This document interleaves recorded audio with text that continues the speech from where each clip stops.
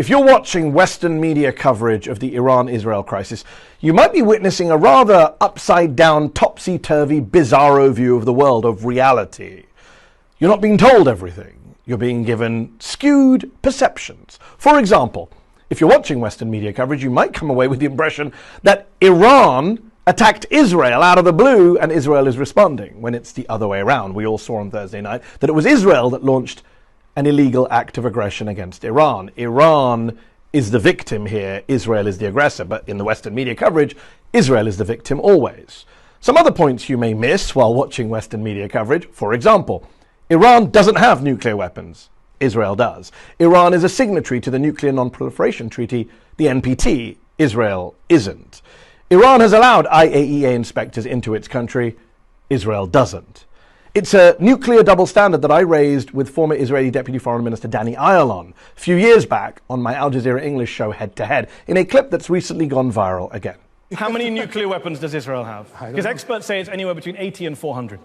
So what? So what? Yeah, so what? Has Israel ever threatened... Do you recognize the hypocrisy of Israel having a secret illicit nuclear weapons program that it won't open up its doors to and won't talk about, and then lecturing everyone else in the region about nuclear weapons? Absolutely not. You know why? You talked about hypocrisy. Let me ask again. If an Iranian guest came on my show and I asked him about Iran's nuclear program, he said, I don't know, I'm not going to talk about it. Would you be okay with that? You'd be outraged. Of course I would. And yet you sit here as a former minister of the Israeli government saying, I don't know, never talked about nukes with anyone. Because there was like 16 United Nations Security Council resolutions against Iran. And there is against Israel. And there is against Israel as well.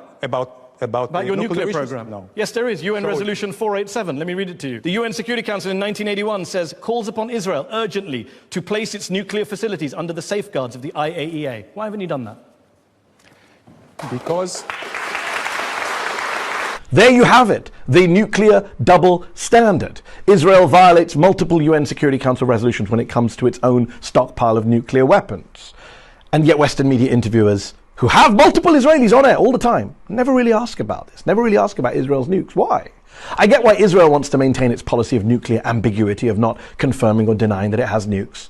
But why does the US media, the UK media, the Canadian media, why do they all have to go along with it?